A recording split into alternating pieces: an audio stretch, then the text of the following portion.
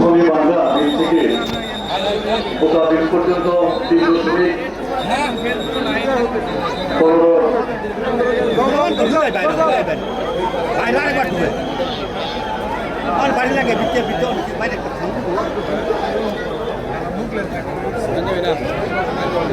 উনিশশো 1979 সালের 6 সেপ্টেম্বর জাতীয়তাবাদী দলের প্রতিষ্ঠাতা চেয়ারম্যান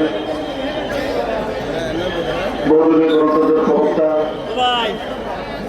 সম্মুখ সমরের মুক্তিযোদ্ধা শহীদ শফিউল জিয়া রহমানের উত্তরসূরি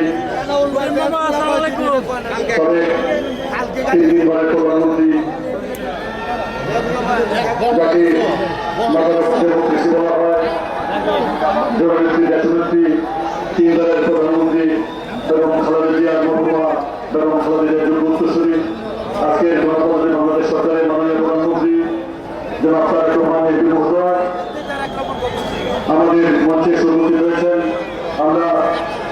আমরা সকলেই তাকে গণতন্ত্রের মাধ্যমে অভিনন্দন করি। আজকের এই দিনটি ঐতিহাসিক স্মরণীয়। আমরা ইতিহাসে এটা স্মরণীয় করে রাখবো।